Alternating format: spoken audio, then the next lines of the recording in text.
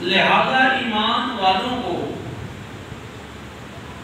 سبق یہ دیا جا رہا ہے کہ کبھی بھی صبر کا دامن چھوڑنا نہیں ہے۔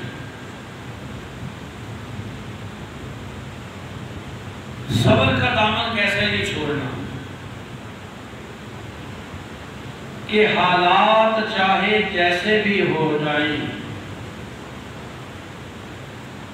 چاہے زمانہ کیسے بھی رنگ بدلے، مگر کسی قسم کے حالات میں بھی اللہ وحدہ لا شریک کی نافرمانی نہیں کرتا۔ جو شریعت پاک ہے نا، شریعت مطہرہ، قرآن و سنت، اس کی خلاف ورزی کبھی بھی نہیں کرنی۔ مثال کے طور پر اگر تنگ دستی آ جائے تو چوری ڈاکے نہیں شروع کر دینے۔ اگر 4 دن کوئی فاقہ آ گیا تو حرام کی طرف نہیں لوٹ جانا کہ وہاں حرام میں لٹو جائیے۔ ہر حال میں اللہ تعالیٰ کا شکر ادا کرنا ہے، اس کی رضا پر راضی رہنا ہے۔ میرا مالک کہتا ہے لَإِن شَكَرْتُمْ لَأَزِيدَنَّكُمْ، اگر تم میرا شکر کرو گے تو میں اللہ تمہیں اور زیادہ عطا فرماؤں گا۔ اگر میرا شکر کرو گے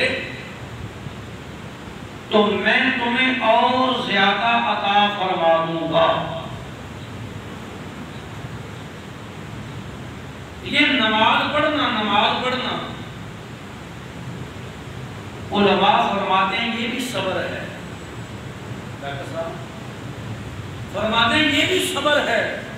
کیسے؟ کہتے کہ بندے تو اپنے کام میں مشغول تھا، تو اپنے کام کے اندر لگو یا سی،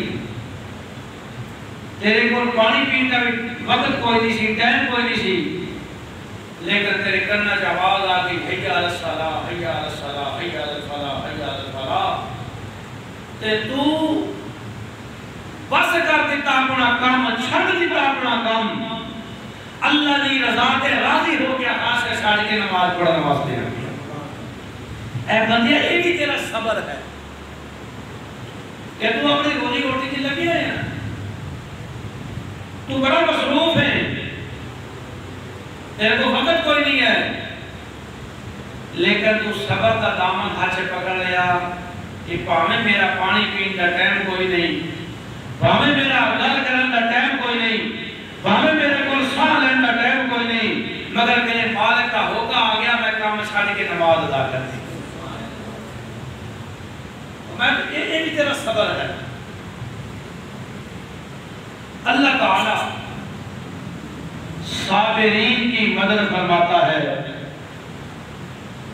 نمازیوں کی مدد فرماتا ہے، اللہ تعالیٰ ان کی حاجات کو پورا کرتا ہے اور کہتا ہے ان اللہ مع الصابرین، جو صابرین ہیں، صبر کرنے والے ہیں، اللہ تعالیٰ ان کے ساتھ ہو جایا کرتا ہے۔